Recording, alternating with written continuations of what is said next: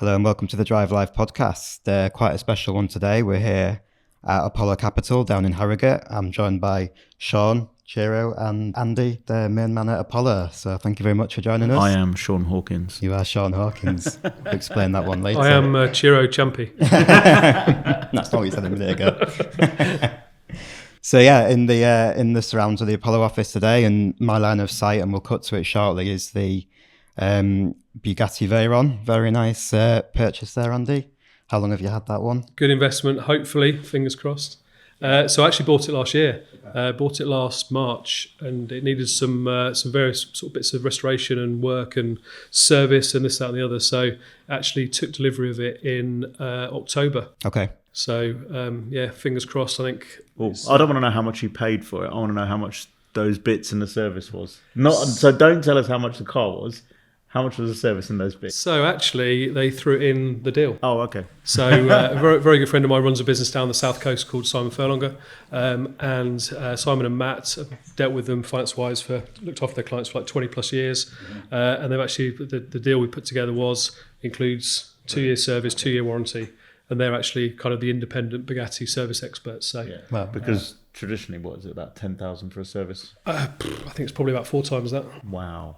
I think that's probably been more of the barriers to entry of that type of car over the last few years. The servicing, the wheels, the tyres, all the costs. So Bugatti themselves and also Furlongers as an independent now have kind of put that package together. So brilliant. But yeah, I think as an investment piece, I mean, they're 20 years old now, Veyrons. That's amazing. 20 years old, yeah. And yeah, when they were built originally, each car cost circa €5,000 to build. So that's 5 million. Sorry, yeah. Yeah, 5,000. 5,000. Markup is amazing. That was a model. That was per nut. Yeah. No, so yeah, €5 million. So obviously R&D costs, etc. They lost £4 million per car in terms of that. So it was obviously a revelation car at the time. 20 years old this year. There's loads of events that are doing First W16, wasn't it? W16, celebration of the Veyron. So it's 2 V8 engines bolted together with 4 turbos.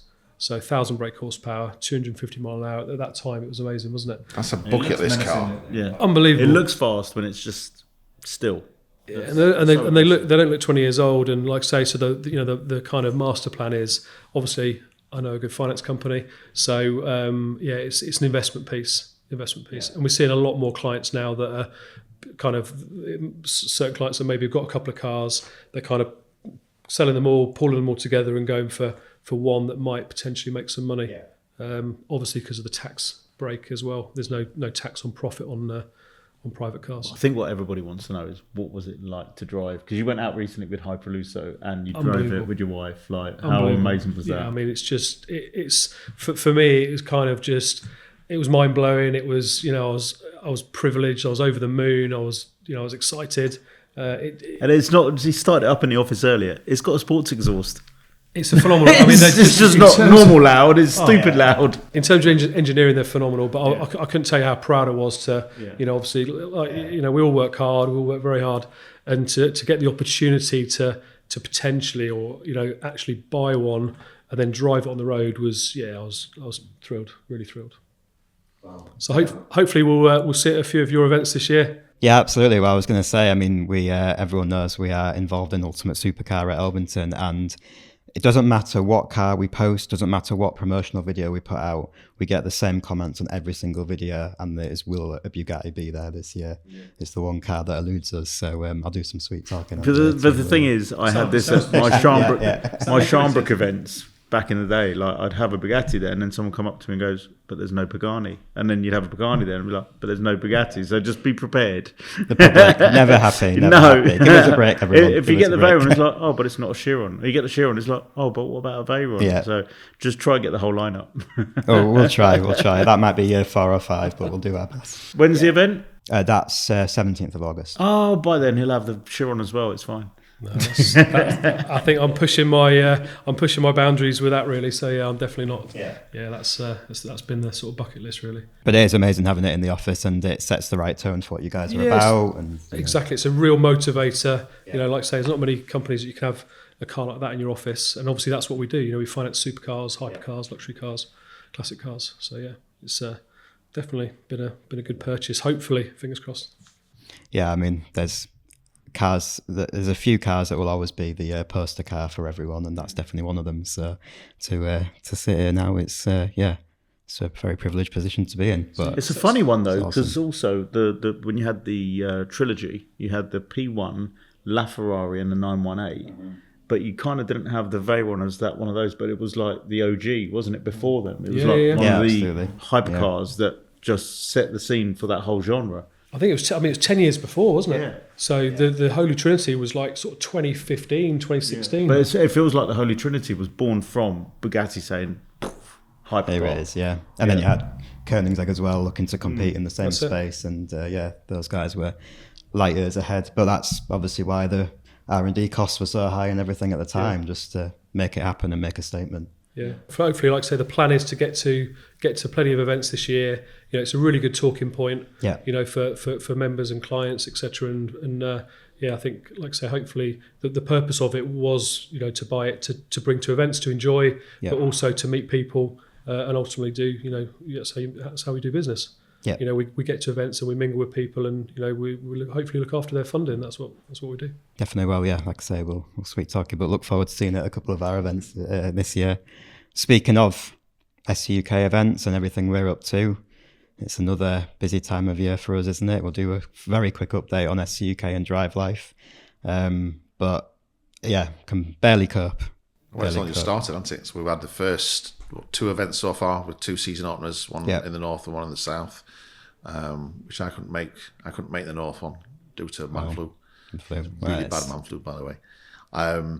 And we had that was in Harrogate area, that wasn't it? Allerton Castle, which is it's like off the And then we had the south one at Hatfield Ferrari, which was last weekend as well. So again, both well attended, and we've got a drive coming up this weekend. Yeah, we do. So by the time this goes out, I guess that will have just happened. But yeah, we've got first drive Blakey Ridge coming up, and then our season of drive outs starts again, more than ever this year. But well, I don't want to say for the first time in a while, but last year was a bit slow selling, but now for the first time in 2 years, all tours are sold out apart from one, and it's only March. So that's well, actually there's 2. We'll talk about another one in a minute where it's not our tour, but we're very closely connected to it. But there's a few spaces left on that to get people involved in it. But yeah, no, it's gone really well. So if you're looking for a tour, all of ours are full apart from Pyrenees, but Pyrenees is going to be one of the special ones. So get on our website and take a look at that. That is in September, and it's the full 9 yards. So it's car transporter, flights. Really, if you're looking to take something nice over to the continent and you want the convenience of having that car transporter arranged for you, everything that comes with that, then check out SCUK, because that's what we're planning to do, isn't it? It's all about the roads. With the roads, they're just like nothing else anywhere else. They're just brilliant roads to go on. And when we did the transporter last year for Dolomites, I mean, it was the first time we kind of done that, and it feels like a bit of a hassle kind of doing it. But when you work it out, it's actually way cheaper in terms of what you lose on mileage and value on your car to just get it shipped there than it is to actually drive it there. Yeah, and your time and the hotel costs either side to do it. I mean, to get to the start and end point of Pyrenees, because we're actually ending near Barcelona, it's a solid 2 days both ways. So like 4 days of hotel costs, etc. It's a big expense and an expense on your personal time as well. So it's a way nicer way to do it. And I was really relieved in Dolomites because, we've been doing tours, about 5, probably like serious tours for about 5 years now. And to get to the end of a tour after driving that many miles and be like, I don't have to drive home. This is amazing. Like, usually you've done all that driving and you're excited at the start. So the drive to there doesn't feel too bad, even if it is 1,000 miles or however long it is. Because like Europe one used to be quite a slog to get there, but you're excited, so it don't feel it. But on the last day, it is a mission and a half to get home, isn't it? Sure, I've never done an overseas tour, drive tour. No, never. So obviously you guys have done. I'm sure all the tours are brilliant. Which last year, which one was your favourite? I don't think I can say anything other than Dolomites. So we did Dolomites for the first time. The thing with the Dolomites tour is that as we expand the locations that we're going to, we've done Switzerland and part of France, and that was our go-to tour. And you get into the Swiss Alps and you do think it cannot get better than this, apart from the police, which we're not talking about, but it cannot get better than this.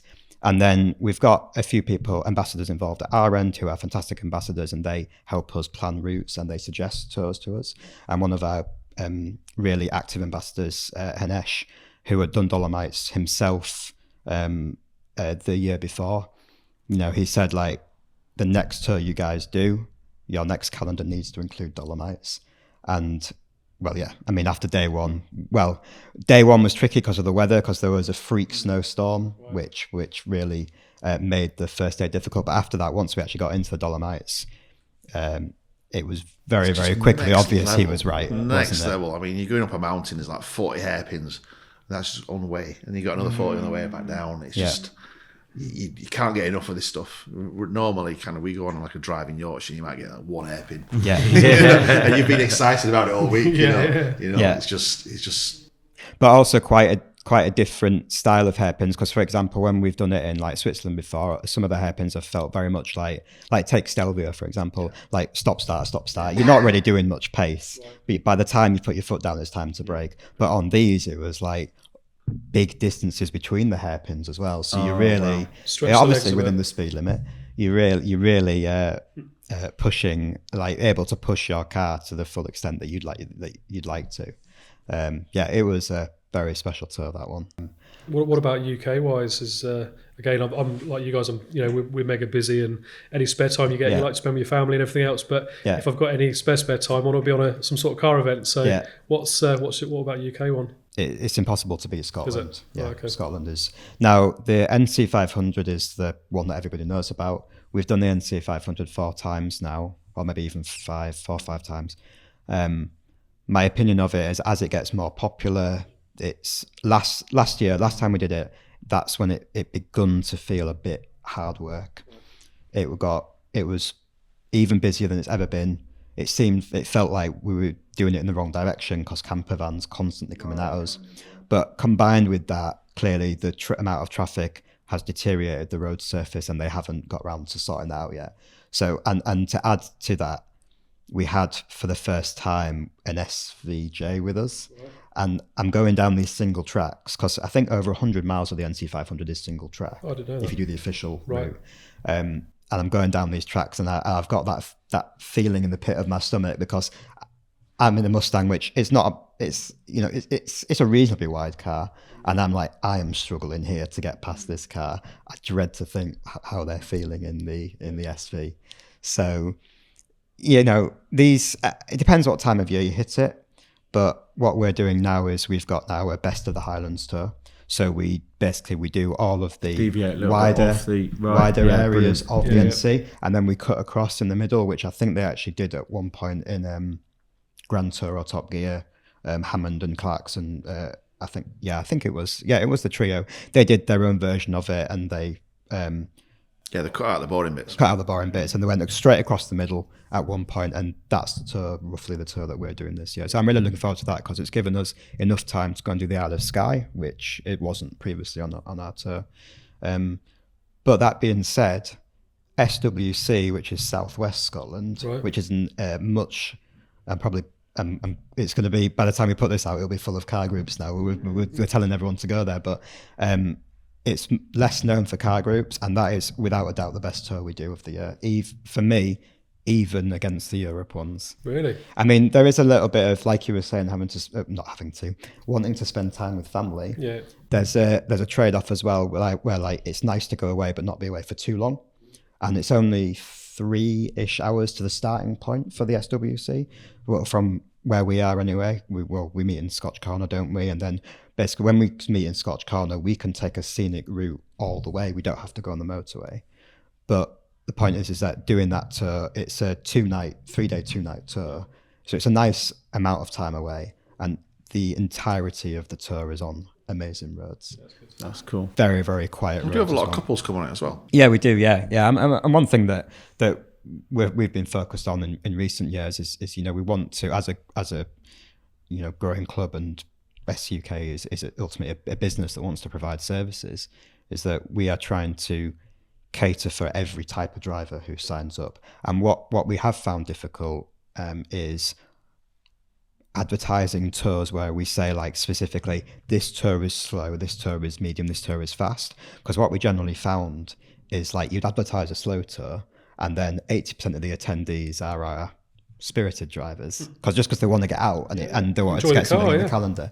But then you're in a bit of a dilemma there as to how do you drive, because if you've got 80% of the quick ones, but then you've got 20% who signed up on the promise it would be slow, how do you manage that? So the way that we're doing it is every single tour is we've got enough lead drivers whereby you can go in a group that's comfortable for your pace. So yeah, essentially it's spirited, medium and leisurely, and slot in wherever you'd like. I thought you said it was spirited, medium and Sean. You said that, not me, but you've got your 720 back now, so I think things are going to change. Because when you had your 570, you were quick, and then the pace dropped off a bit when you went to the R8. I'm not blasting R8 owners there. I've not driven either of those cars, but I reckon now you're in the 720, things might change again. We'll see. Yeah, I'll report back after the. Have you got the right tyres on it now? You do. I have now, yes. Okay. That sounds interesting, because like I say, you talk about events, and there's so many great events on the calendar. And I mean, my wife comes with me to a lot of the car events. Sometimes, we did Cars and Copters last year. Brought my little girl down. My lad came up to the runway. So you can enjoy it with the family, can't you? It's a good opportunity to get out and about. Yeah, I'm doing my best to persuade. Like, Jessica doesn't not like cars, but she's not quite there yet. So I'm slowly getting her into the swing of it. But anyway, we got this podcast together. Partly for suiting calendars, but also we've been trying to make both of these podcasts happen separately for a while. SUK works with Apollo as our finance partner, and we've recently started to do quite a lot of work with Petrolheadonism as well. But also, you guys work together a lot too. Yeah, absolutely. Yeah. So it's just the whole automotive space is a really cool, positive ecosystem, and it's small in a lot of ways, but I think the people that are in it just for themselves are kind of filtered out, and the people that want to work together, collaborate, cross-pollinate, we're naturally coming together. And I think people on the outside can see that, and it's great working with Andy. I remember speaking to Andy at the British Motor Show over 2 years ago now, and he just said we need to do something together. We need to get together, and there's a lot of things happening behind the scenes, but also the events we see each other at or we're attending together, but also there's a synergy for Apollo with some of the events that we host, like Cars and Copters, and our presence at Supercar Fest and other events along the way, like the Isle of Man, Supercar Island. There's that natural synergy. Unfortunately for me, 20 years plus now of relationships in the automotive world is insane. And it's all coming together with brands, with creators, and people that provide an excellent service to the industry. I think the big thing as well is, for us, it's partnerships. It's aligning yourself with, like you guys, the best local clubs. Obviously we do national as well, and obviously Ciro from an expert point of view on events and cars and everything you do. If you work with the best in the industry, that network is fantastic, and it's really enjoyable to work with you. So you're lovely too. Not as lovely as Sean Hawkins. Sean Hawkins is a legend. He's really lovely. Yeah, absolute legend. But no, we've been talking, talking to you as car calendar and car events, and the two of you at events coming across each other for years. Yeah. But I think something switched around September, October time last year, and it's just there's no real competition in terms of we're both clubs, as it were. But the synergy is there more if we work together and collaborate. And then it was the Isle of Man Supercar Island that for me was like a big one there. I'm going to go into another event this year. It's a big thing for us. And when we spoke, you guys were ultimately really passionate about it, and all your other tours are pretty much sold out. So to add this into the calendar, which worked for yourselves and your club, and to bring you on board as a partner, and then we're working together Underground and things like that, it just made sense. And Underground 5-night option sold out. Isle of Man 5-night option sold out within a month, and now we've got just 8 places remaining for 4 nights. And I'm not even concerned. We're sat here near the end of March, and I think in the next 2-3 weeks those positions will be gone, and then we just take 60 cars out there to have a great time. Absolutely. The Isle of Man's been one on our list for quite some time, but we never managed to shuffle the calendar around correctly to make it happen. But with you saying the synergy between, multiple clubs, I mean, we've have many times in the past sort of had dealings with other clubs that have not been positive because they just immediately they see you as a threat. It's just like you start talking to them, or they see you on socials or whatever it might be, and it's a threat. But like our ethos from the beginning has been very much the other way. If we can find people who share, we want to do quality events. That's what we're about, and we want to do quality things, whether that's buildingcarevents.com, DriveLife app, or whatever it might be. If we can align ourselves with people who are also on the same wavelength as us, where what they're trying to do is great quality and really adds a lot of value to the UK or international car scene, and that's what it's all about. So obviously when you came to us with the Isle of Man proposition, more than happy to support it. Immediately we were talking about Isle of Man, we're talking about doing a venue tour around the UK in October, and it's just like, from my point of view, I think when I look at the calendar, it's so busy between like April to September that it's kind of overwhelming. And what I've dropped about 5 events this year, and I've added 2 big events this year. So I've got a few weekends where there's nothing in, but then I can go along to something and enjoy it as attendee and network, which we did yesterday at Supercar Driver event. And it's just seeing friends and people in the industry, and some people that you haven't seen for a little while, and just catching up with them. So it's great to have that space now in a calendar to be able to do that. But putting something on in October, do a tour of venues, and that's going to lead to my 50th birthday weekend of next year, but we'll talk about that after this year. Deal, no problem. You're already 50, aren't you, Sean? Sadly, yes. You're not. He's younger than us. Very close. It's overrated. I think the thing with the clubs as well, I mean, we were really fortunate. We sponsor, I think, 5 clubs across the UK, and there's a lot of the members that are members of all clubs. So it's the same. You talk about, you guys working together. Well, a lot of the, like I say, the clients and members have got different memberships. So you'll see the same people at different events and mix and match it. So. And I think that's what's become prevalent in the last 2-3 years, where the clubs are saying no, they're our member, and they want to hold on to it, and then that member kind of feels like suffocated a bit, sort of thing, and you can see it happening.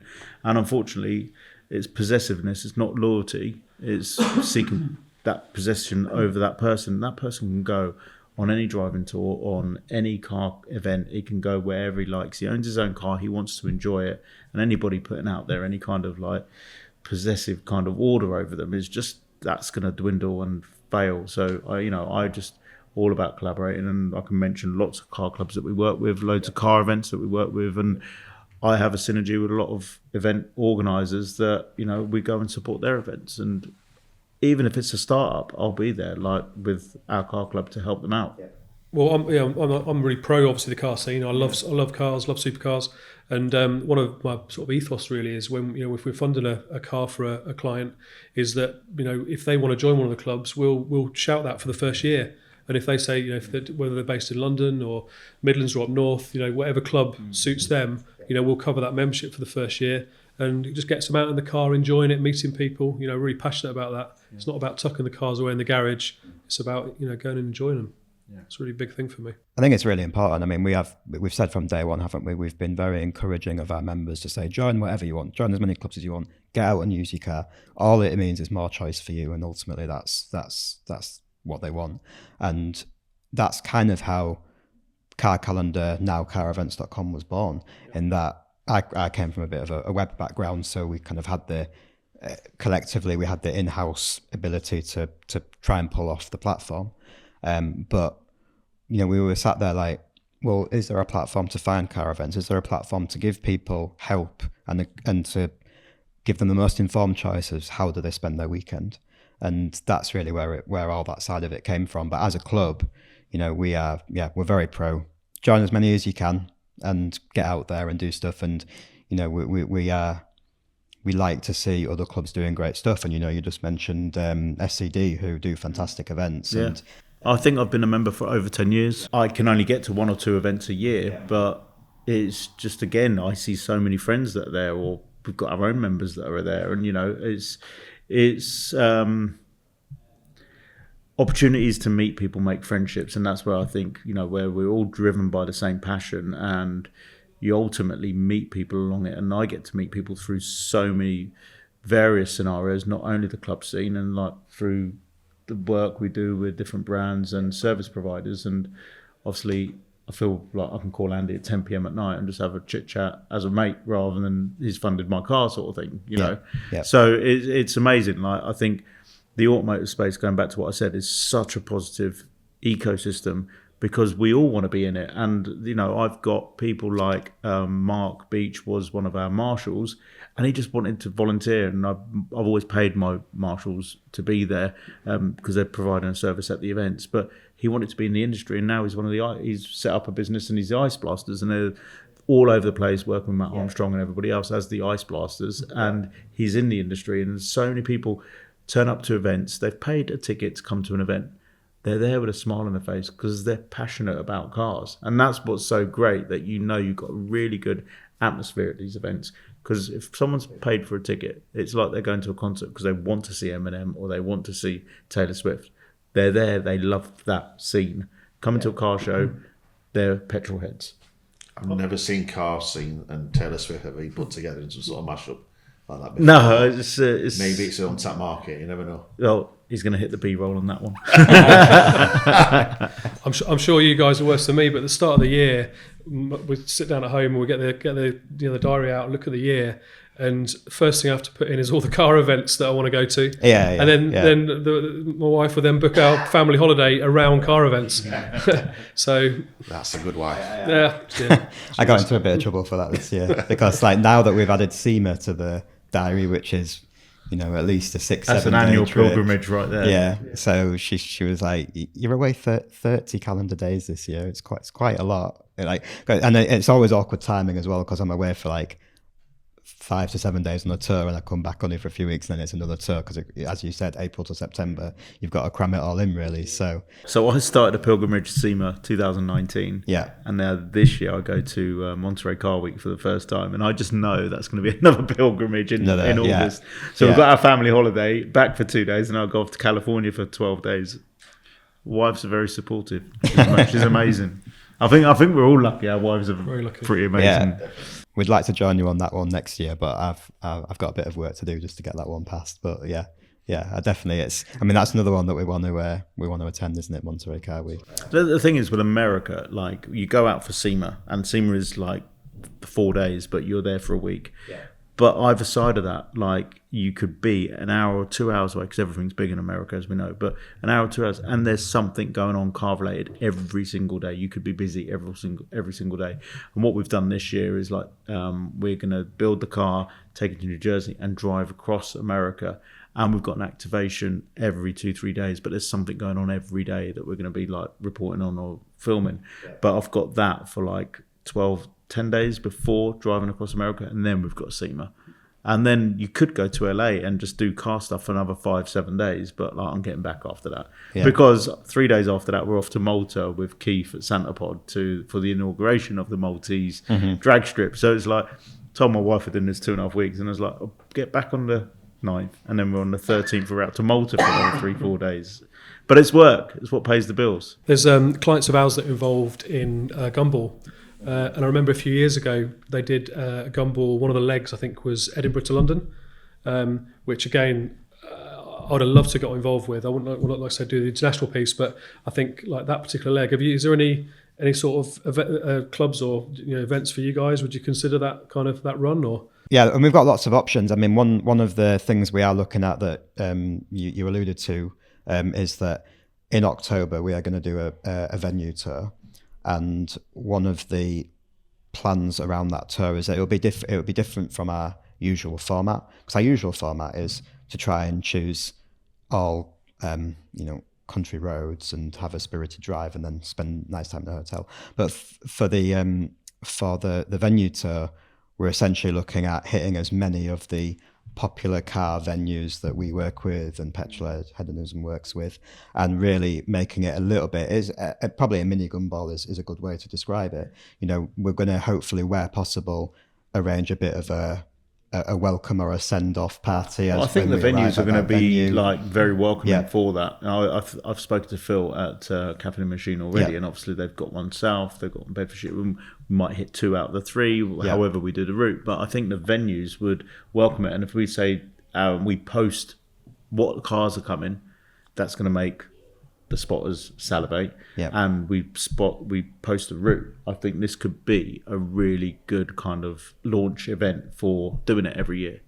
That's how I envisage it. I think like the venues would back it. I know it could be a midweek or into the weekend thing, but I think honestly, like mini Gumball. Well, I remember, like I say, a couple of years back, they stopped off at Ripley, which is obviously just. Well, that's what we did. It was last June. It was June 2023. That's it. Yeah, because we went from Edinburgh to Ripley, the castle, and then down to London. But again, you put a few more stops in, and there was thousands of people. As you drove into Ripley. The Gumball brand is unparalleled. It's insane. Like, they have an event at every stop, and if the Ripley was just a castle stop, that was an event in itself. The people out on the streets is amazing, and you felt like a hero, like driving. I was in a supercharged STO for that.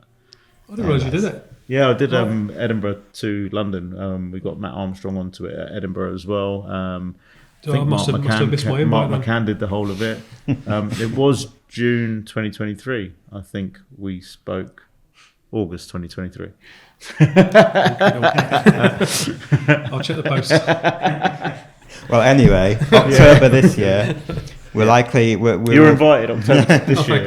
Okay. We'll post full details in due course, but it will be a car event / Petrolheadonism collab. Yeah. And it will start at a venue in the south, and it will drive up north past a lot of your favourite car venues.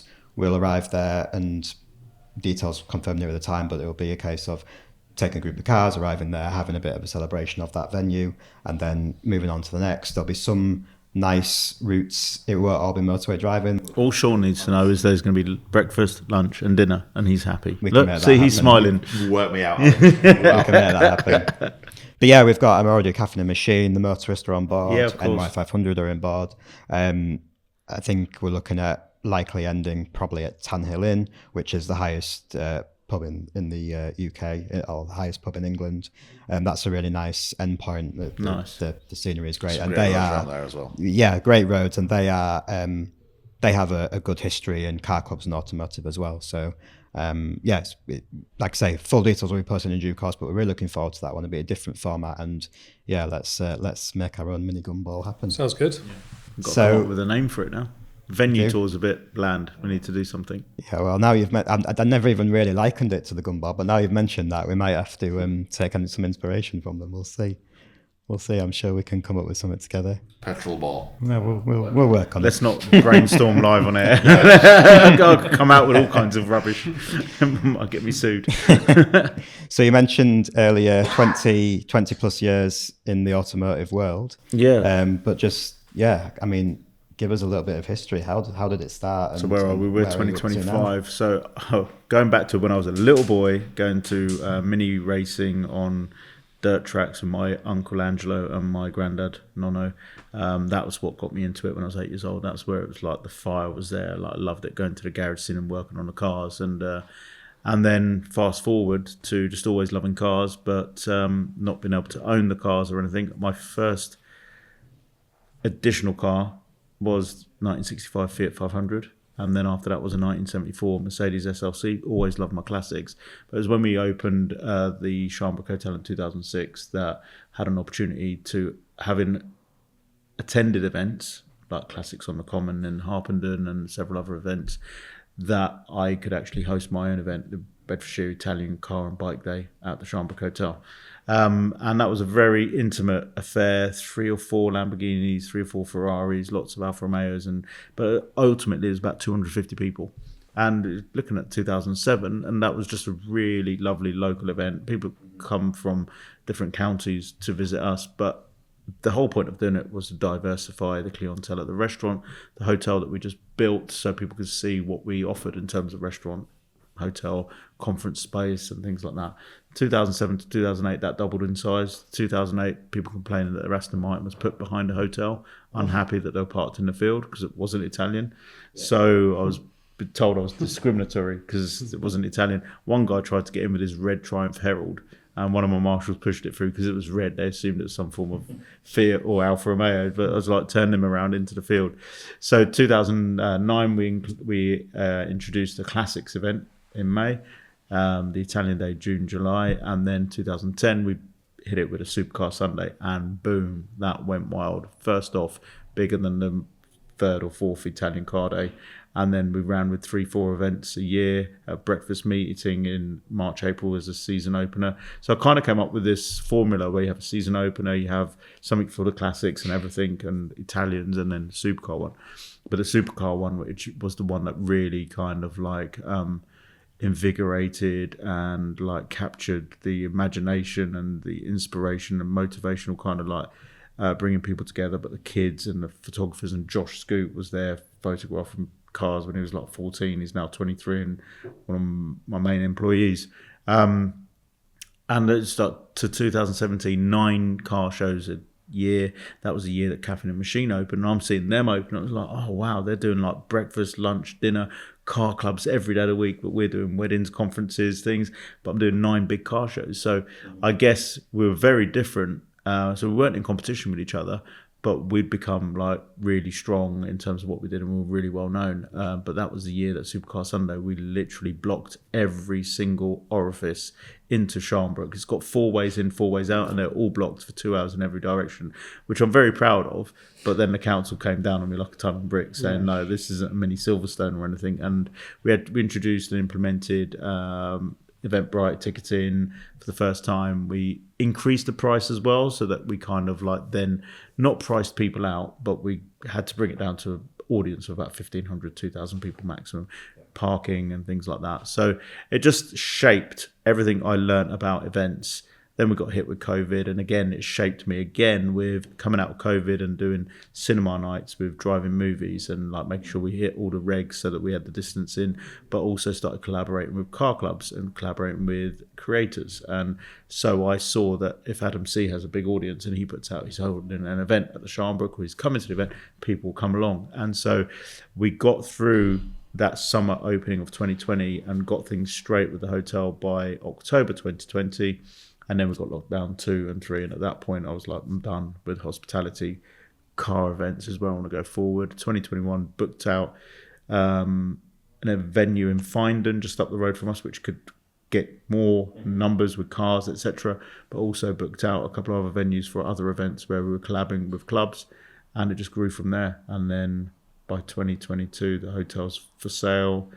And I'm fully into Petrolheadonism, hosting events around the UK, collaborating with other events, collaborating with creators and collaborating with brands. And now, like, I pinch myself. Literally yesterday morning, I had a phone call from Richard Hammond's production team to say that want to come to one of my events to film part of an episode and for Richard to be involved. And there I am 3 years ago thinking, oh, really love to meet Richard one day. He's one of my idols. So it pinches me to think of, like, we're in Germany last weekend with Flex Tools, and they're a huge brand, and they've really like taken to what we do for them on a social media basis. And creating media is also a big part of the business now. We work with Apollo, creating the media and the content for Apollo, and we catch up a lot at different events, which makes it really easy because we're at the events anyway. So, you know, interview Andy, find out what's happening in the market at the moment, pop up here to see Andy and, like, you know, just catch up as friends, but also as businesses. And it's that cross-pollination of, like, his clientele see me, my followers, etc., see what Apollo offer, you know, and if it just takes one phone call to say, hey, Andy, you know. Also, personally recommend Andy if anybody's looking at funding a car. And we recently funded a really top-notch, like, hypercar, I'd say. So don't want to say too much because it's easily linked to me. But yeah, there's that synergy with brands, with people, and the relationships just keep flourishing and growing. And I feel like I've got a good eye for character now. There's been a few people that were there that aren't there now, but I've learnt about people's characters and just try work on people that want to be positive and grow. And yeah, also helped a lot of creators that had small pages, and they've come to my events. And I think Dad Cars is one of them. Like, he's grown brilliantly, and now he's hosting family zones at my event, so yeah, that's where we're up to today. No, it's excellent to see, and what I really like seeing, and I think that we do feel kind of in the same boat, is almost, you go on these tangents where you probably never initially planned on going, and it turns out that these tangents, or you go and pursue something that you never initially planned on doing, and they turn into these amazing things. And we well, personally, I've spoken about it already in the podcast, but I fell into initially SC UK kind of by accident, and it just like created this explosion of like all these different directions we've gone into, and opportunities in the automotive space. And like you've said, it's a really interesting industry to work in, where a lot of people, it's quite small in a certain sense, and you do become a good judge of character, like you say, and it's just it's interesting to watch people grow, and it's great to see when people get the opportunity to grow in. I knew years ago about obviously your events at the Sharnbrook, and obviously I knew you had the hotel, etc. But I didn't realise it was COVID. Was that kind of changing point? I was such a staunch protester against COVID, because obviously hospitality was the scapegoat, and I hated everything about it. But I'd never had, and I look back, if I had a Friday or Saturday night off, it was to go out for a birthday, and it was so rare. But I never ever had a Friday or Saturday night at home, I don't think ever in my lifetime, because if I wasn't out or I wasn't on holiday, I was working. And so holidays and going out were minimal, because the business thrives on a Friday, Saturday, and we had so many functions.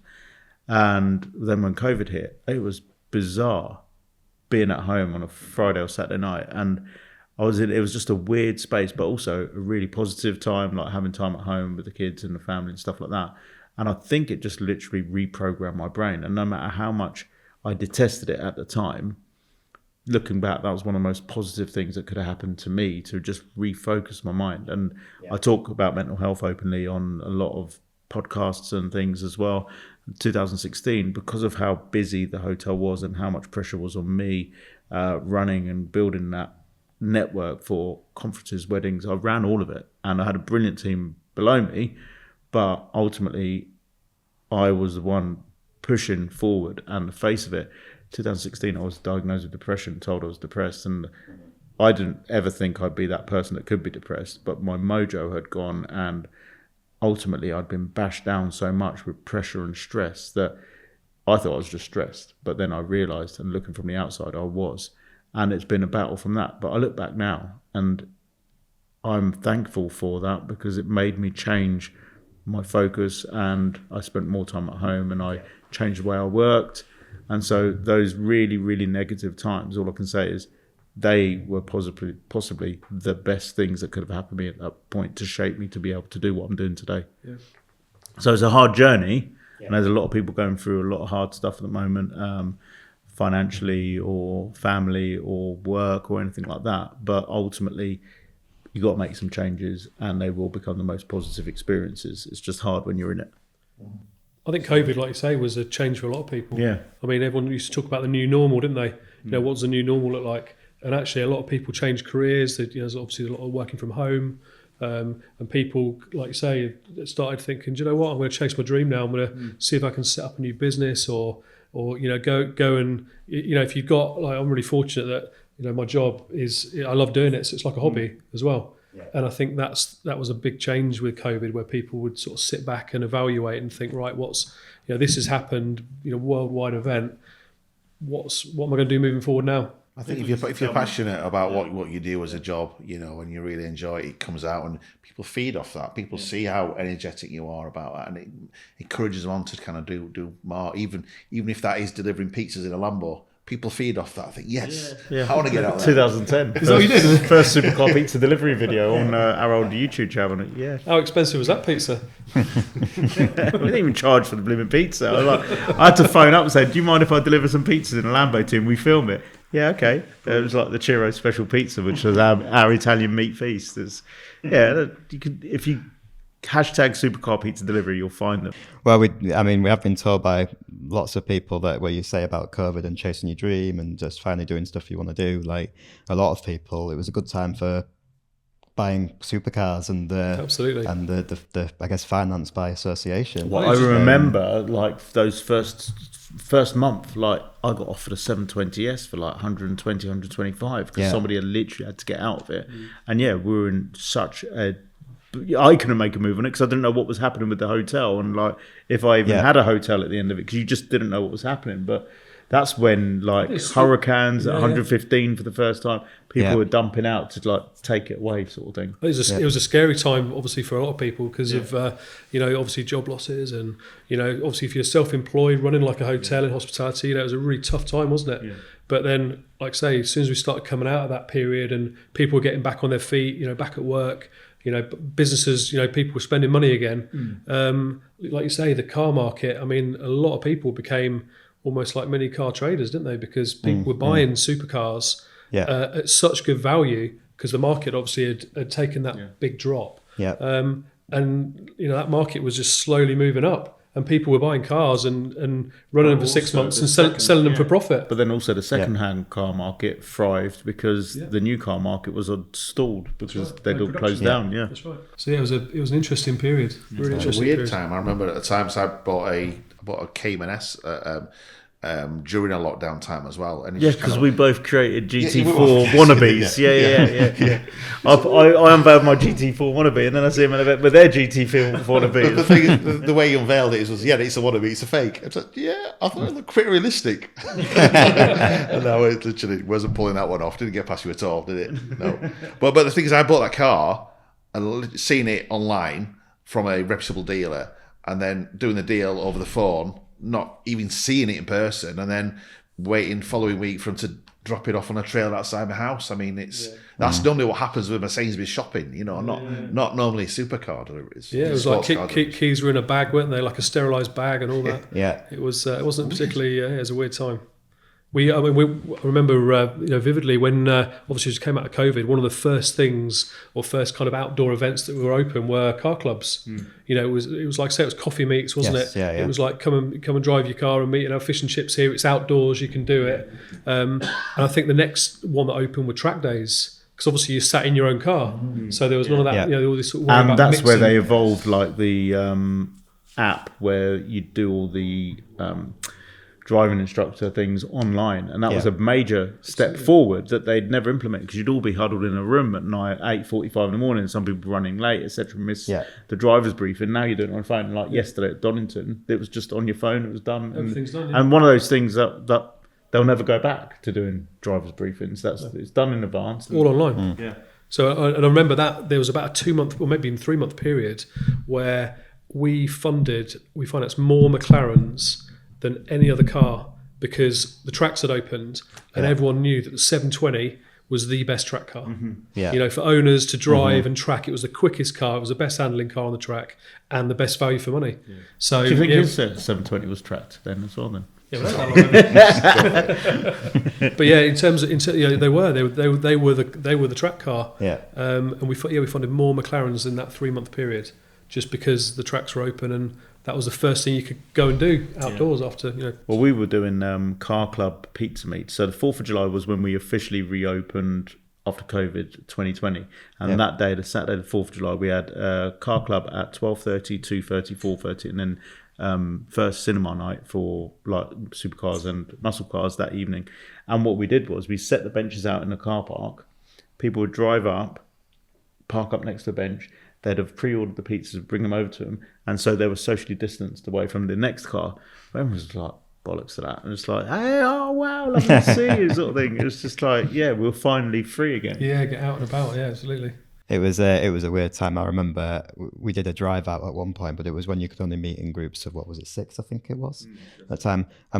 Even though it was probably way too over cautionary, but we were doing stuff like we'd have one group meet here, one group meet here, and we were doing the same route, and we were passing each other on the drive and like waving to each other, just like through fear of being caught. But what actually happened was I arranged 4 groups at 4 different locations, staggered the times, and everyone arrived at the same time anyway. So we descended on Helmsley, and I think there was about 30 cars there. I was like, then it evolved with, I know we're talking about COVID a lot, but lockdown 3, which was December 2020 to April 2021.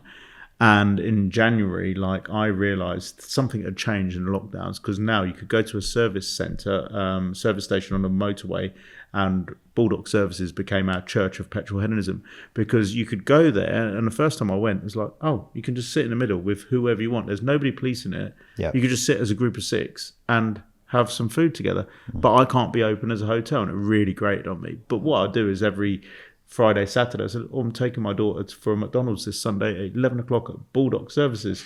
And the first time there was 5 members there with their cars. The next week there was 10, 15. It became a weekly thing. At one point we had a car meet for about 50, 60 people, and the miserable lady at McDonald's came out and in front of us called the police. So everybody scurried off, and then I got a policewoman knock on my window as I'm taking a bite of a burger, and it's like, was there a car meet here? I was like, no, there's some nice cars about. I just came for a burger. And she's like, well, were you part of the meet? I was like, no, I was just having a burger with my daughter. And then we drove off, and there's an older couple that had come in with their Porsche. Nothing to do with us. They'd literally come in with their Porsche. Yeah. And they got the brunt of the police sort of thing. There was nothing to do with us. But the point was, you could go in there and nobody would question you if you were sat at tables with different people from different households, because the rules were different for the petrol station. And now, where we are 5 years on, with everything that's come out, it was all total bullshit. It was a difficult time, and everybody suffered unnecessarily, I think, one way or another, didn't we they? could have been partying at number 10. Let's move off politics now. Let's move back to talking cars and events and finance. We could have had a Christmas, is what you're saying. Yeah, exactly. Yeah. Looking for your next car event, club, or venue? Find it with carevents.com. Discover thousands of upcoming events, car clubs, and car venues on the world's biggest car events platform. Search by location and radius, favorite your events, buy event tickets with these, and follow your favorite clubs and venues to be the first to hear about their upcoming events. For event organizers, you can list events, clubs, and venues free of charge, sell tickets directly in the app, and track the performance of your event. Available online and in your app store. Just search Car Events. Jessica's in the habit of getting up quite early at the moment. You've both got daughters, haven't you? Yeah. I'm sure you know the drill. How old's yours? She's 5. Oh wow. Yeah. Okay. Yeah. I mean, she's a good sleeper, but it's just like she's doing it at the early night, but up early, and it's My youngest is 5 as well. okay. So it was exactly the same. Is it mine? Yeah, well, it will be. It's Sounds been to nice, Miltech, isn't it? hasn't it? But I didn't hear the McLaren start. No, because it's got a quiet baby exhaust on mine. Is that mine? Yeah, Look out the so it's window. gonna be yours. Sounds mega, doesn't it? It's all right, isn't it? 6.2 litre V8 naturally aspirated.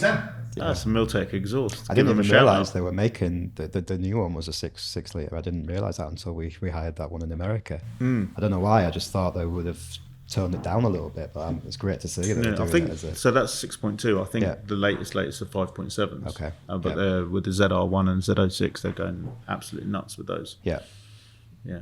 that's cool. Blue in the exhaust suits it. Yeah, exactly. I said to them when I looked on their website, because Miltech reached out and said, we do an exhaust for that, and I'm working with Miltech on our SEMA build as well. And I was like, blue tips, the blue car is going to look amazing. Yeah, it makes sense. And we're up there at Miltech with Mike Brewer on Monday as well. They've done an exhaust on his Porsche. And Mike was just amazing. It was as if he was on TV and he was talking about their exhaust, just like bang, like that. It's like amazing. It's a talent. Yeah. It's a talent. What's the crack with exhausts and like MOTs and all that stuff? Because I had a bit of an issue with mine fairly recently. I had to take it off. Well, they're valved, so you've got quiet mode. Right. Even on the Aventador, I had they're valved. So Like this was a full like decat sort of. yeah, well, it's a decat. So we've covered Ciro's history in the automotive world, but how did you get started? Yeah, how did you get started, Andy? How do I get started? Well, it's not quite as exciting as your story because I'm a finance guy, unfortunately. But yeah, no, I started. So I went, obviously did my school thing. I left school, went to university. I was studying business. I did about 2 years at Birmingham on the business course, and it got to a point, and I was like, I think I was good. I enjoyed it, but I just wanted to go and work. I just wanted to go and get a job and earn some money. Yep. So I left uni after the second year, back to Reading where I lived, where I'm from, and I joined Lombard. which was a finance company. Lombard. So Wow. joined Lombard back in Blast from the it's about 96, something like that. So yeah, joined Lombard. Actually looking at a couple of jobs. I was looking at insurance, car insurance, and then the car finance thing came up. And I thought, oh, fantastic. So that was where I was looking, and I fell into the Lombard business. And it was a great company to work for. You know, it was, you know, they obviously trained you. It was a great bank. It was owned by NatWest at the time. NatWest then got bought out by RBS. So you're then part of an even bigger organisation. You've got Coutts Bank in there as well. Yeah. So, you know, it was a fantastic business to work for. The people were great. The training was brilliant. And I basically worked my way up through that business with Lombard, and eventually got to sort of, you know, very top on the sales side. And I got the opportunity to move to Leeds to work in sort of sales manager at the Leeds office. So I took the opportunity. I thought it was, you know, a good career move. I wanted to sort of keep moving with the bank. So I moved up to Leeds. And I was there for about a year and a bit, and I worked with some fantastic people up in Leeds and some really good motor dealers.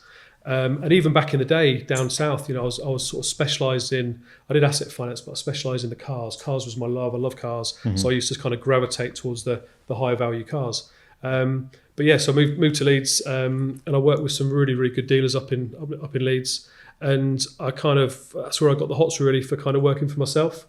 And I thought, do you know what? I saw how successful they were, and I knew obviously I was good at my job, and I used to really enjoy dealing with clients at the top level, and I used to enjoy working with the dealers. So I thought, I'm just going to chuck my ticket in and going to give it a shot. And I think when that was back in 2004, so that was 20 years ago now, and obviously you never look back.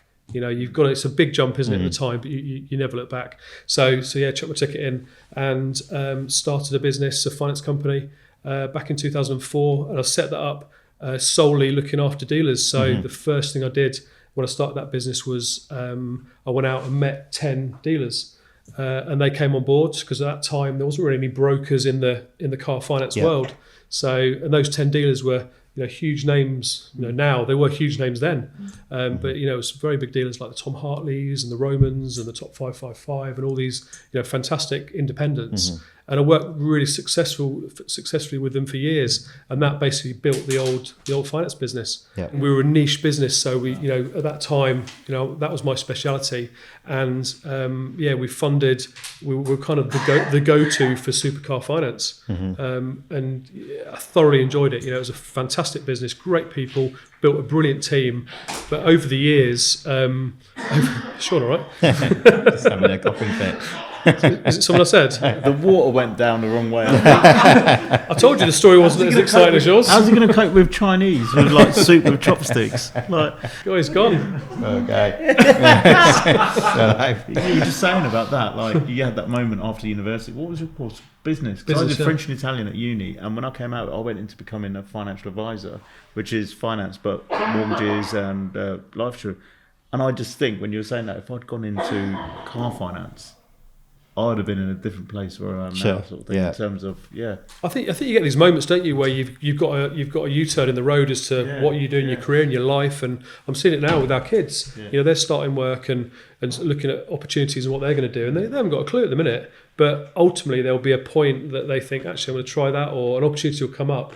And obviously, back in the day, then I just sort of, you know, that was what I wanted to do, and you kind of fell into it a little bit. But you kind of make your own luck at the same time. Yeah, no, absolutely. The thing is, with me, like, if I'd gone down that route, which right now, like, wow, if I turned back the clock and did that, but I wouldn't be doing events because I wouldn't have that event experience, which is what I gained through what I did at Sharnbrook. So all of us have like had this path which hasn't been set out, but we've kind of followed our passion, and then ultimately we're here. I think the kind of the factor amongst all of us is that whatever you do, you just put 150% into it. Yeah. You know, you become the expert in it. You know, you get to know your business inside out, you get to know your clients inside out, you know how to grow the business, and like you say, it's 24/7 365 when you run your own company. But you know, you get that enjoyment factor, and that's something that, you know, that kind of strives you forward. So obviously the old business was fantastic. Very, very fortunate, and I sold my share in the business in 2016, and I was on a 4-year lockout. So ultimately, you know, I obviously set the business up from the start. I knew every supplier, every customer, every dealer, everything about the whole business, you know, because obviously starting it from scratch. So I was on a 4-year lockout, which obviously I honoured, and really fortunate to have almost like a career break. So obviously, spent a lot of time with my wife, my family, which was lovely. Holidays. We were very fortunate. We built a few properties, did a few renovations in that time, and then I got a knock on the door, just after my lockout had ended, from various people saying, "What are you doing? Are you coming back?" And this was sort of dealers and old colleagues and all sorts. And I said, "Do you know what? I'd love to. I'm missing that customer interaction. I'm missing the car thing. Yeah. Don't get me wrong. I bought a few cars and had a few cars in that period, but I missed that customer thing. I missed that customer journey and that feeling of when you're financing a car for a client, you're with them on that whole buying process from when they start thinking about it and obviously looking at quotes and various other options to that day of delivery, and providing that service and delivering the finance for someone is, I find, really enjoyable." So, and obviously, you're completing that sale and starting that car journey for someone. So yeah, they basically, we started Apollo Capital it'll be 2020. Yeah. So it's just literally over 4 and a bit years ago. And we've built a team of 18 now here. So obviously just in Harrogate, it's our sole base, but we cover the whole UK. The model of Apollo is not massively dissimilar to 20 years ago. I've went straight back into the market. My contacts were friends in the dealer world, so naturally they came as soon as they knew we were back. And obviously, I like to think we're good at what we do. They came straight back on board, and Apollo literally from day one has just absolutely rocketed. Yeah. So in terms of the main franchise dealers that we brought on board, which we've got 15 main franchise sites. We've got circa 15 large independent dealers that work with us, and generally it's on the sort of 75k upwards value. That's kind of our core business, anything from 75k up to obviously 4, 5, 6 million quid. And that's our core business, and we've built a team. A lot of the members of team that had left my old business in that period and gone off to do other things after I'd sold my share. I got the best people back together. So I've actually got my support team now, my admin team here. Yeah. They're absolutely fantastic. Obviously, my co-director David, he's brilliant. I worked with him previously. He's the most hardworking, honest, reliable, just a really, really good business partner.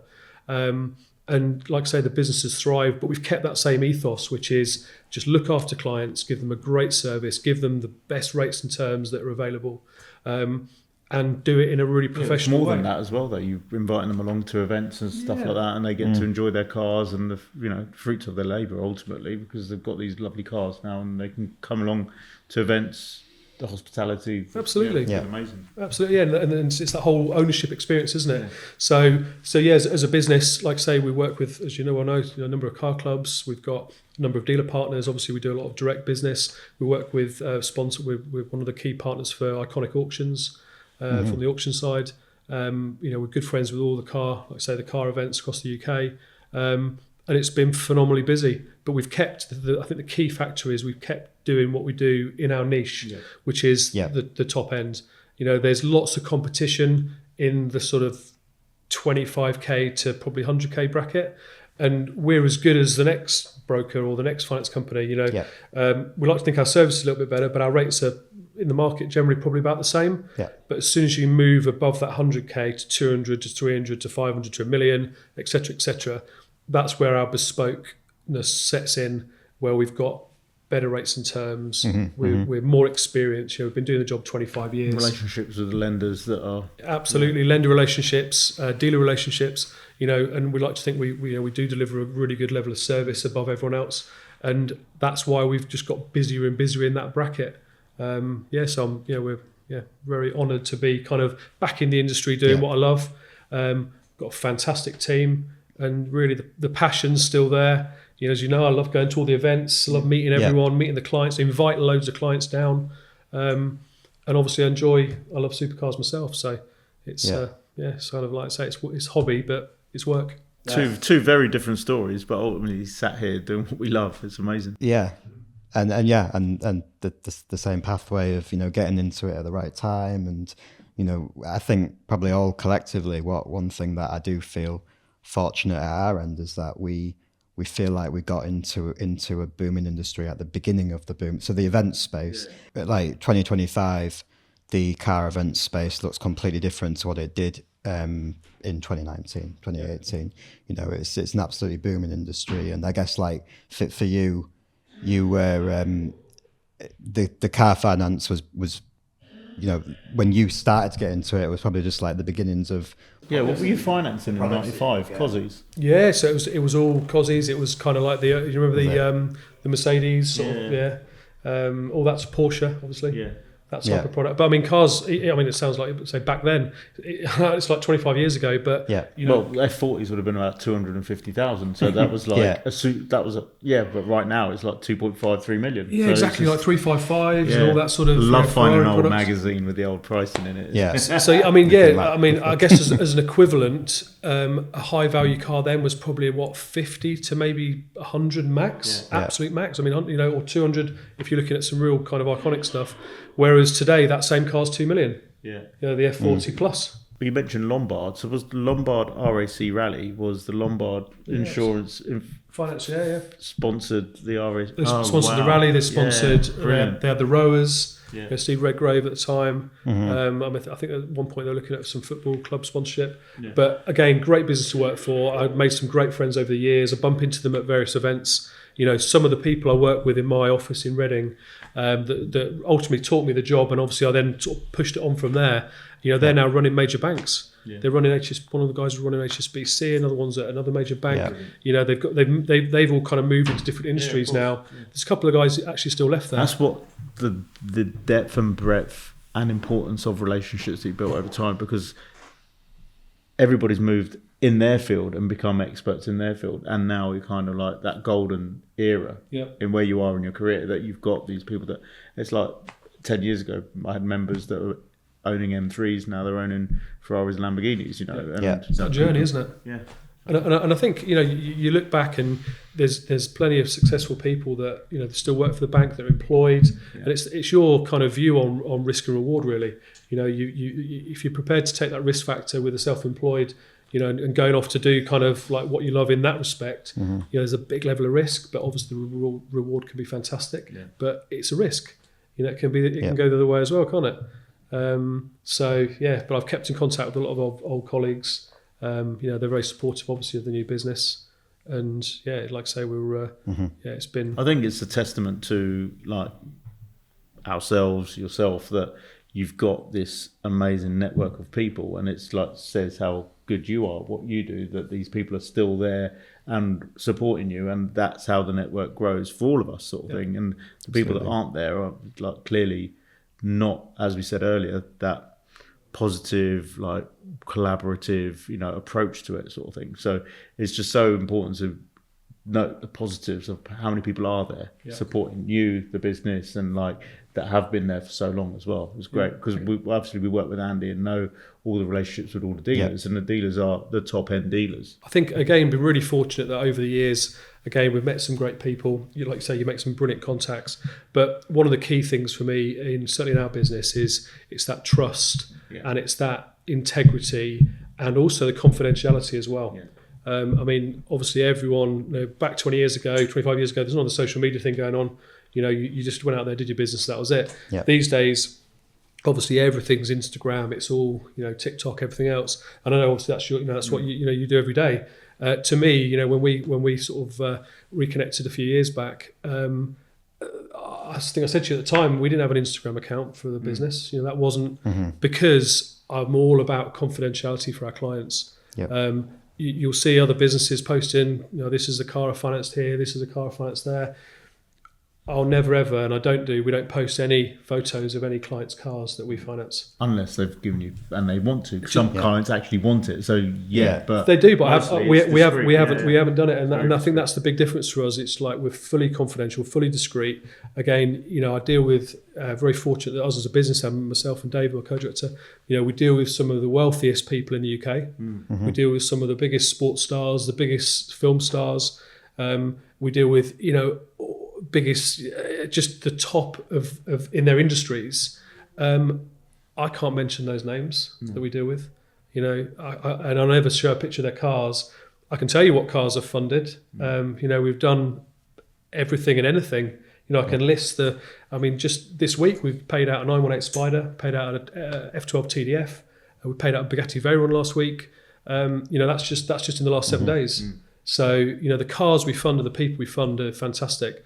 And I get that same enjoyment, like I said before, out of funding a multi-million pound car that I do doing for a 100k supercar for a member down the road. I still love it because everyone's car is their dream car, isn't it? And that's really important. But yeah, I know confidentiality wise, I know you probably want us to post a load of these celebs, but I'm not going to do it. So no, we keep it really private. Yeah. And I guess as a business, we're just quietly confident. That's a big thing. We're good at what we do. We look after people really well. We know that our rates and terms are the best in the market. Yeah. And like I say, word of mouth, and what it's like in certain industries. You get recommendation. Personal recommendation is like the best thing. It's the best form of an introduction. Yeah. And that's where a lot of our business comes from.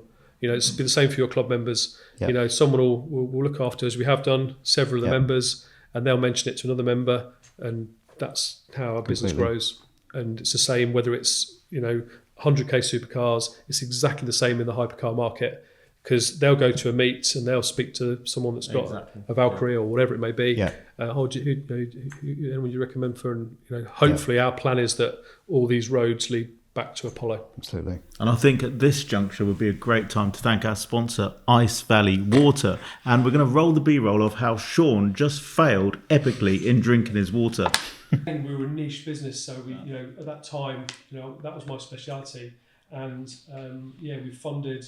We were kind of the go-to for supercar finance, and I thoroughly enjoyed it. It was a fantastic business, great people, built a brilliant team. But over the years, Sean, all right? Just having a coughing fit.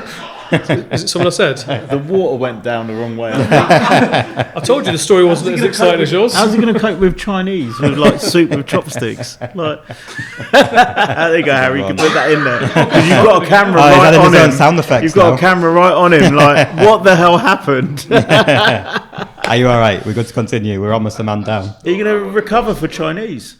That's from 2 weeks ago. It's from my man flu 2 weeks ago. I still got the cough. Thank you, Ice Valley Water. Smoking like 40 a day or anything. Maybe that's a problem. I'm not smoking at all. So, well, speaking of the confidentiality, and also we have spoken that you do fund the nicer end of the supercar hypercar world. I'll kick myself for not asking. Of the cars you're allowed to speak about, what's the favourite one that you've funded? Favourite one I funded, or best, or however you want to classify that. No, it's interesting because obviously I've got my personal favourites, and then there's the cost price of cars. Yeah.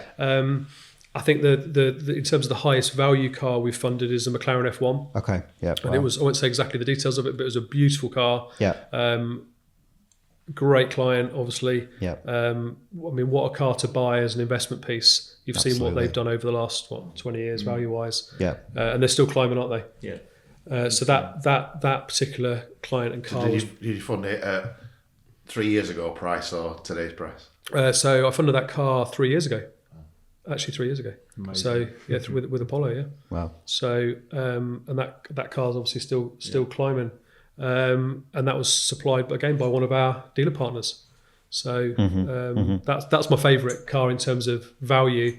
I think in terms of actual kind of the cars that I like, obviously I love all the supercar piece. So I think Ferrari is always a strong product for us. Obviously McLaren, Lamborghini. I think of that bracket though, at the minute it's the sort of holy trinity piece that I think's very, very strong at the minute in the collector market. As we talked about before, they're 10 years old. So 918 Spider, P1, McLaren P1, and the LaFerrari. Although we funded several of those cars in the last year, and they're probably my favourites. But then I guess to top that at the minute, Ferrari SP3. Okay. Funded. Been fortunate to finance 3 SP3s in the last year. Yeah. And I think as a car, if I could, I'm not I can, but if I could possibly stretch that level, I wouldn't be able to get on the list anyway. But if you could, that would be the car I'd love to own. I think as a car, I think it just ticks every box for me. Yeah, we had one down at Ultimate Supercar, and it was every one of angle of it is right. I don't quite like the F80. I haven't seen one in the flesh, but when you look at the F80, you look at the SP3. Yeah, just different gravy completely. The SP3, just every angle of it, and it exudes that P4 kind of old styling to a brand new modern car. The SP3 is probably one of the prettiest. Beautiful. And again, I love all the classic sort of Ferrari product and Lamborghini product, like Miuras and F40s, F50s. So we fund the whole range for clients. F50, I don't know if you've ever driven or been in an F50. I haven't, because I tried to get in, I couldn't actually get in it. Okay. I mean, they're that tight, aren't they? Right, but it is literally an F1 car with the body of a F50. Yeah, the roof was on as well, so it makes that kind of gap to get in. But we sponsor the London Concourse, which is first week of June down in London at the HAC. Great event. It's kind of in the middle of the city at the HAC. You've got all the high-rise buildings around. It's like a bit of an oasis really in the city. So we sponsored it the last couple of years, and I organised the hypercar class, which is 12 cars, obviously hypercar, and I invite clients down to exhibit and put them in the concourse. And so there was two classes actually. There was a hypercar, and then there was a legendary V12. Anyway, so I did all of the hypercar class, but I helped out with the V12 class as well. And one of my clients entered his F50 in the V12 class, and unfortunately, the day that they did the announcements of the winners, he couldn't make it. So hence they said, "Oh, Andy, do you mind just going, grabbing the car and driving around to the stage?" And I literally couldn't do it. It was, honestly, I couldn't get my legs in. I was just like, so yeah, one of my colleagues got the experience of driving an F50 round the corner onto the concourse stage. And the guy announced it as he came round. He jumped out the car and he accepted the rosette and everything. I was like, hang on a minute, that's my thing. So, but I think, like I say, we work a lot in that collector market. Yeah. And the values on those cars have just rocketed in recent years. I mean, you talk about COVID cars, we were talking about before, everything went up in that couple of year period, and then it sort of plateaued, and then obviously it's kind of come back down to a more realistic sort of market. Yeah. But the hypercars have just kept going. Yeah. And the high value sort of classic cars, as in... I was fortunate enough to meet somebody who owns 4 F50s. Wow. And he's bought 2 of them in the last 18 months at that high amount, but he got the first 2 so low that it's balanced out. Okay. And wow. Yeah, we had a client 3 years ago that bought 2 Carrera GTs, and one was to drive and one was to tuck away. Yeah. I mean, they were, I can't remember the time, but they maybe $500,000, something like that, maybe a bit more, but they're now double. They're double that and the rest. Amazing. So yeah, some people have obviously done phenomenally well with the collections. Yeah. But our kind of core business, when you look at the market, I guess the average sort of broker in our industry is probably averaging about 30 to 40k in terms of a lend. Where we sit, we average over 150 in terms of our car. So actually our sweet spot is like your 458, your 488, your McLaren 720s. That's our kind of core business. Sure. But obviously we get involved in the luxury cars, the Range Rovers, the Uruses, all of that sort of thing. And also the classics as well. Mm-hmm. So, but yeah, that would be my top picks. So just before we finish, touching on personal car ownership, I'll ask both of you, I'll start with you, but what has been highlights from your personal car ownership over the years? Can be anything. It can be first car because you were just so delighted to get your first car. Yeah. It can be the car that you've always wanted. Obviously, we've already touched on the Bugatti, but what else is there? I think I passed my test in I think it was like 90. Would it be 95? Okay. So my first car, I was really fortunate. I was in a Golf GTI Mark 1. Mm-hmm. So that was my kind of first thing. Sean will approve of that. And then about a year later, I sold it and I bought a white Fiesta RS Turbo. Okay. So I was like, at the time it was all the max power and it was all that. Ripping a stereo out and putting big speakers in and all that jazz. And then I got a really sensible job in finance. So I went into a company car for a few years. Yep. And then when I started obviously my own business. But when you got that company car, you were like, it's cool. I can't remember, was it Vectra? Was it Vectra Saloon? I had that as the first company car as well. The go-to. I think a Mercedes C-Class after that, like 2-litre diesel or something. Yeah. But obviously great for the motorway miles and everything else. But then, when I started the new business, I think the first kind of serious car, like supercar that I bought was a 996 Turbo Porsche. Okay. I used to love the Porsches because they're just so usable, aren't they, as supercars? Absolutely, yeah. And then I think over the years, I was really fortunate. I built up a really nice collection. So I kind of focused on Ferrari, and I collected. I had a 328 and a 3355. So I had the Berlinetta, the GTS, and the Spider. I had a 360 manual, a 430 manual, a 458, and that was kind of my little dream Ferrari collection. Yeah. So You had all of them at the same time? same time, yeah. So sort of And they're all red? all red. Yeah, tucked away. Boring. Um, No, I'm joking. Yeah, so- What an amazing collection. Wow. but I think you got to think at the time. The 348 though, right? I had a 328. 328. Did you have a 348 as well? Because 348 TS, we had one of those, and it was like one of the best driving balanced cars that I've ever driven. Yeah. But it got shat on so badly. Do you know what? I don't think you can beat a 355 of that kind of era. I think the noise on the 355 when you drive it sounds like an F1 car screaming. They're brilliant cars.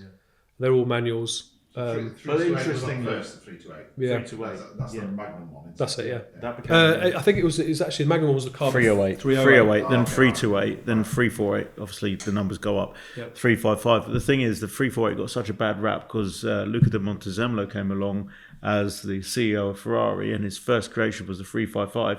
Literally, just changed some panels. Obviously, we've had 348 next to a 355, and I'm not saying it because I owned a 348, but the 355 was beautiful. It was amazing, the most beautiful creation ever. And he totally shat on the 348, which is like a mini Testarossa. Yeah. So the 355, if anybody like out there says it's like probably one of the prettiest Ferraris ever, and it was essentially just slightly uprated engine on the 348 and some styling differences.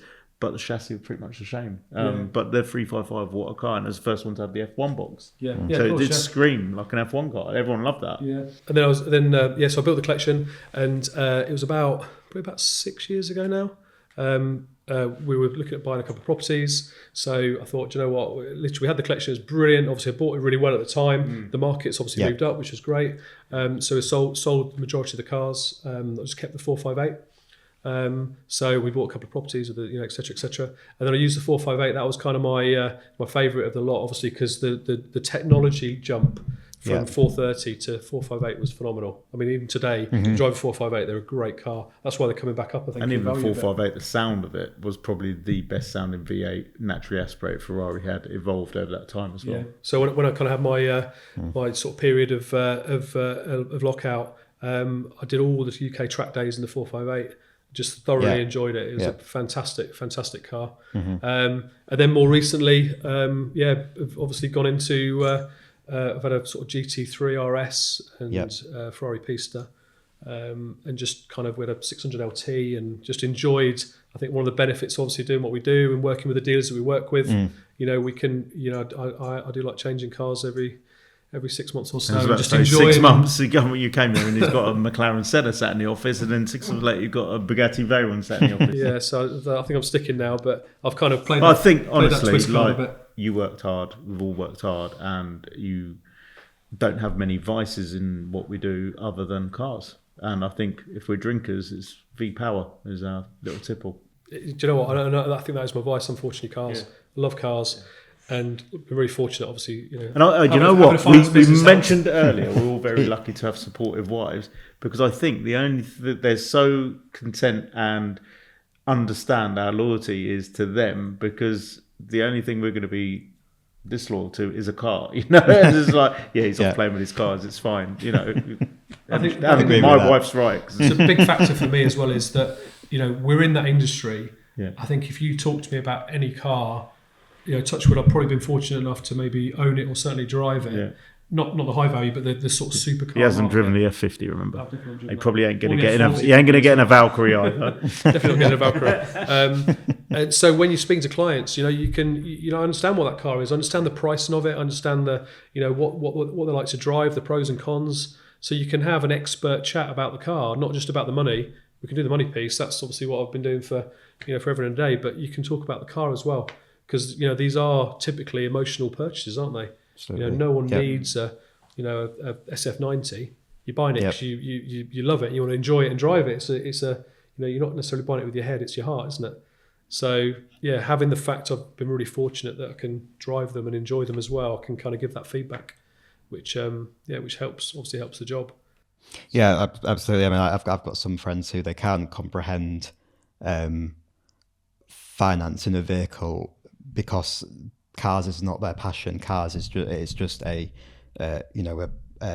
utility. It's an A to B. It's just there to serve a purpose. But like you've said, in terms of V Power is we're powered by V Power, but it's to have the finance options available to unlock these cars that well, certainly for me at my stage in car ownership, I wouldn't be able to have without that option available. And just to be able to indulge in that passion, and it's a great thing, great place for the market to be in. And I think some people, like you said, they would obviously use our finance services because they don't want to save up for X amount of years to buy a car. They want it now, but they've got the deposit. Yeah. So that's option one. I think years ago as well, there was a real taboo about finance. This is quite a few years ago. Where it was like, well, you don't tell your pal that you've financed it. Why can't you afford to pay cash for it? Yeah. Well, that taboo's definitely gone now. And actually, from a funding perspective, it's actually the savvy thing to do. Yeah. Exactly. Because the majority, you're going to get cars that appreciate if you're fortunate and you buy the right car. But the majority of cars are going to unfortunately depreciate a little bit as you own them. And you shouldn't put your money into a depreciating asset. So, finance it. Yes, there's an interest cost. Yes, there's a charge. But what else could you do with that money if you've got it? Where else could you invest it that makes more than the interest charge that we're charging? And I think, like say, you can put money into property, into, I'm not sort of, saying that any particular investments are good, because you can win and lose and all that stuff. But ultimately, that the taboo of finance has definitely gone, and now it is a savvy thing to do. Yeah. And products that we've got, like our interest-only products, very similar to a buy-to-let on a mortgage.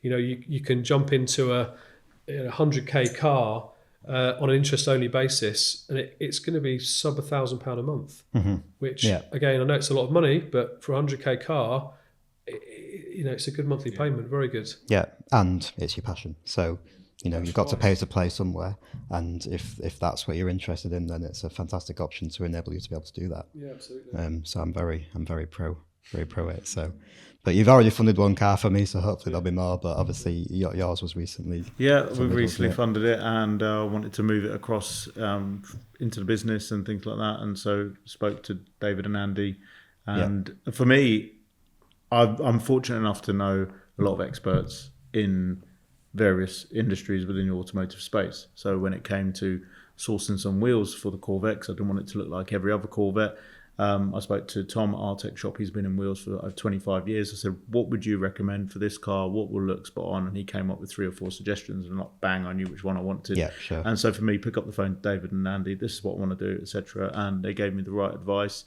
which worked perfectly for me and where we are with everything we're doing. And ultimately, I see 2025 is going to be a really great year for Petrolheadonism as a brand. Yep. As a business, it's still only 3rd, 4th year, so I'm constantly reinvesting, and we're doing some great things and doing drives and going into the Isle of Man and going into the drive across America, and we're giving the car away to charity and working with Make-A-Wish Foundation USA. So much happening. Even SEMA are partnering with us for that drive, and I just kind of think, okay, it's not about the money. It's not about, is this going to make money for us?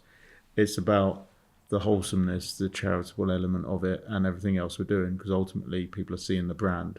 Absolutely. And I live more for that than I do of like, am I going to make £10,000 from that or not? Yeah.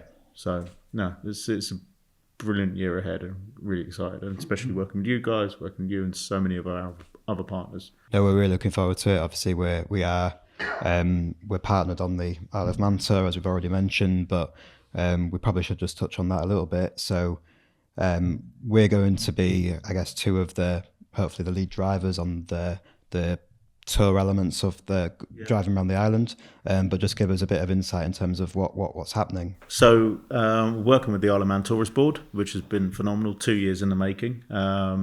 I pushed the button on this October, November after various conversations with yourselves and other partners, etc. We were looking at big numbers, like 100 cars. We decided to bring it down to 60 because that way everybody's in the same hotel. That brings in my hospitality experience, and I just see that as a gala dinner, easy, done. So many things that part of the experience is easily done for me. Yeah. But we get there, we've got a track day at the Derby track on a Friday. We're splitting the group in 2, so we've got half the group are going to go to the museum, which is a family-owned father and son. They just buy as many cars as they want and put them on display, and it's an amazing eclectic mix of cars and bikes some awesome stuff in there. So half the group will go there, half go to track. 12 o'clock we all convene on the track for a big group photo, do some parade laps around the track. Then 1 o'clock till 2 o'clock is drag racing for anybody who wants to do that. And then 2 o'clock swap over. So the first group go to the museum, and the other group do the track in the afternoon. Then in the evening we've got dinner at the Victory Cafe, which is like sunrise pie and pie dinner, which they're famous for. We've got a talk as well, and that's all included as well in the price. So the track day, the museum, the dinner on Friday evenings included. Saturday morning, we've now partnered up with Isle of Man Cars and Coffee, working with the team there to shut down the promenade. We've got about 60 cars. They've got another 100 cars coming in. We're making it a real occasion for the people of the Isle of Man to come down, and we're raising money for the local children's hospice as well. So then in the afternoon, everybody gets given certain destinations to go discover facilities or tourist spots around the island, so more driving. Evening we've got gala dinner, and we'll do some awards. But again, through my experience in hospitality, we're not going to have a dinner and then have a 1 hour talk or awards at the end of it. We'll do that interspersed between the courses, so that at the end of dinner we can all let our hair down and have some fun. Sunday morning over to the Isle of Man TT start line with the paddock and everything, and there we'll be bringing the cars together for a mini kind of car show, and then everybody get their photo as they head off for the afternoon, driving the mountain pass, the Slock Road, and then afternoon tea at the Cregner Bar. And Monday morning we come home. So just a few things. Just a few things. It's all of it like includes the ferries there, ferries back. We've only got 8 places left on the 4-night option now. 5-night option totally sold out.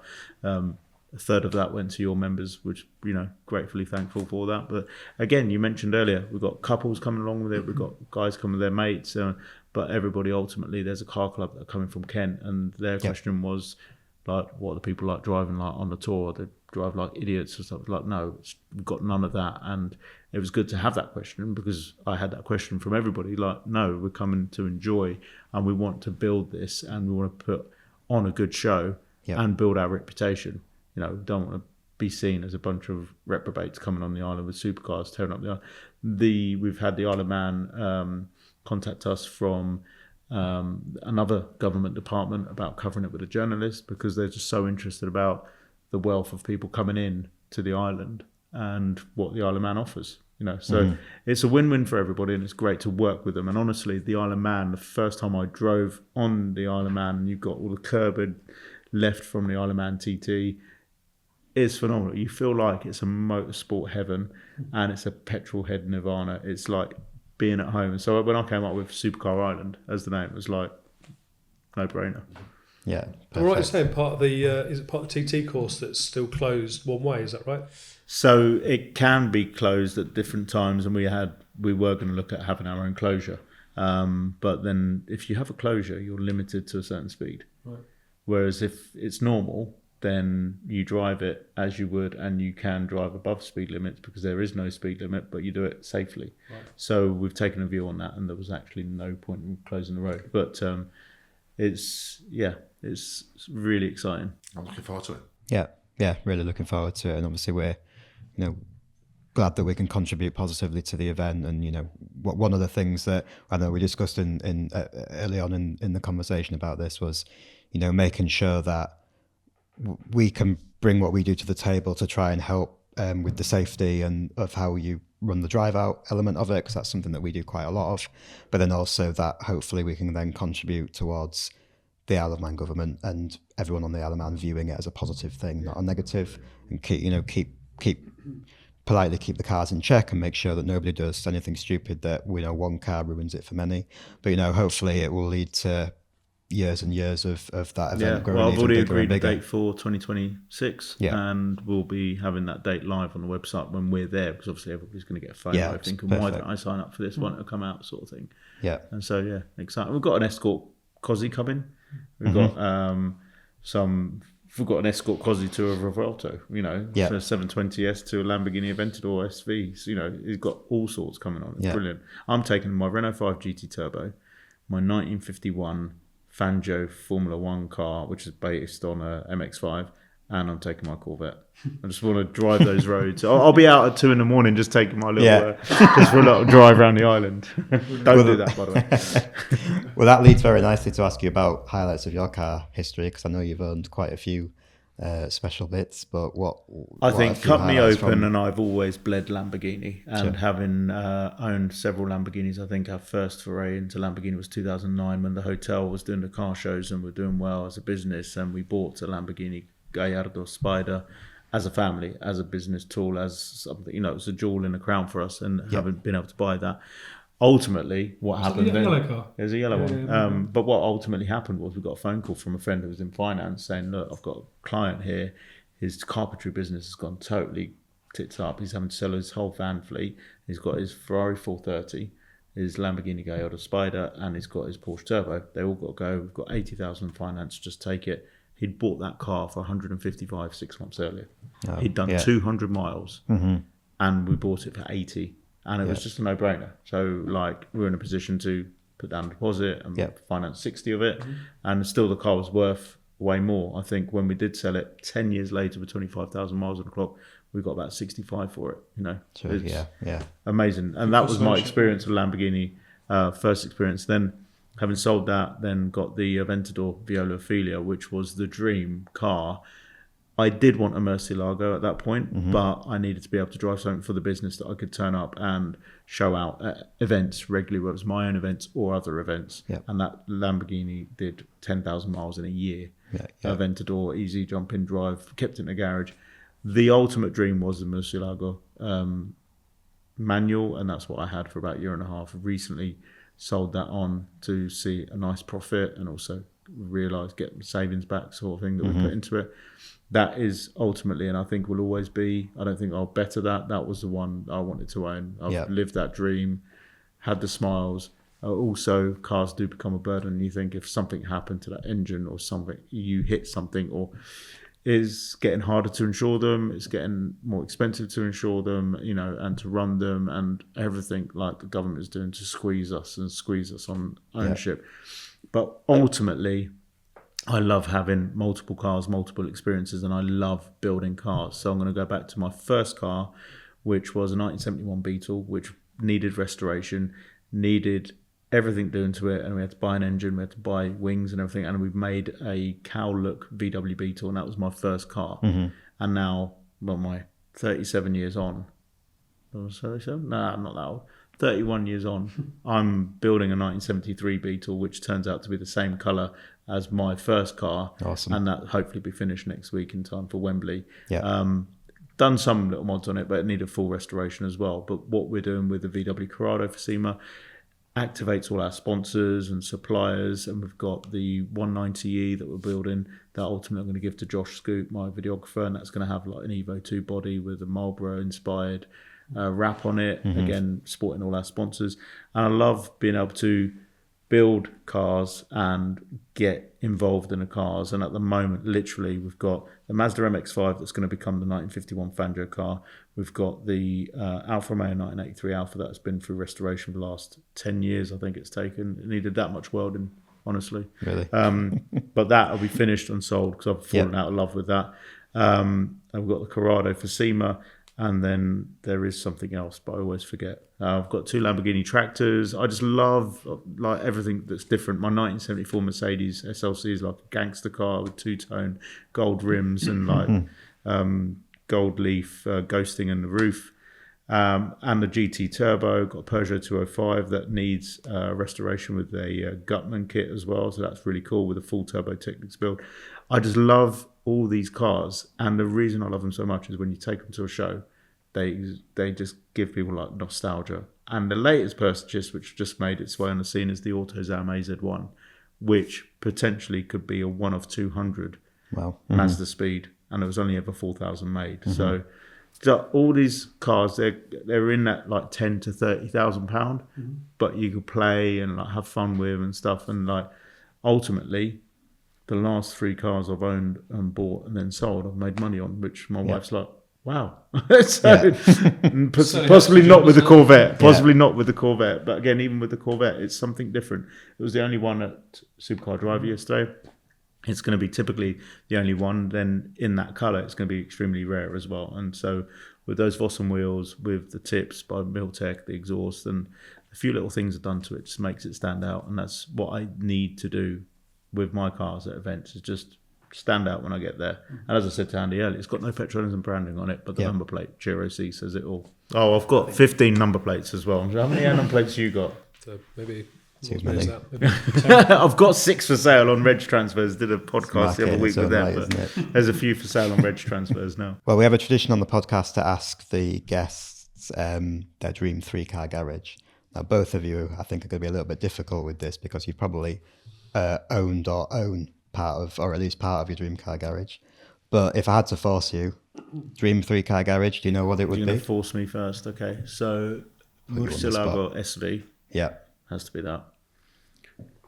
Then it has to be a Pagani, possibly Zonda over the Huayra, just because it's the original one. And then I'm going to go with something sensible. But no, I'm not. Lamborghini Miura, because it's the first ever supercar. Yeah, cool. Hold on, they're all 2-seaters, right? So it's just me and my wife. Yeah, I'm going to go for something sensible and then go for the most unsensible car is you could possibly find. That's the selfish 3-car garage, because my wife's got the Skoda Kodiaq. It's fine, it can be whatever garage you want. Something. Yeah. That's It is the what- garage. Yeah. So, Miura, SV, and the 2 Lamborghinis, but Pagani, he started his at Lamborghini, so you know it's a full Lamborghini kind of setup, really. So, Joe, we've not mentioned, have we? Sort of Pagani and Koenigsegg, and I mean, there's some phenomenal. Yeah. I mean, it's the cars in that range. yeah, there is. I mean, like you said, choosing the Zonda. I mean, that for me, The Zonda, is like works of art, aren't they? Yeah. I mean, and again, values really on was. Zondas Yeah. now. It's just a phenomenal car. Ultra rare as well. Yeah.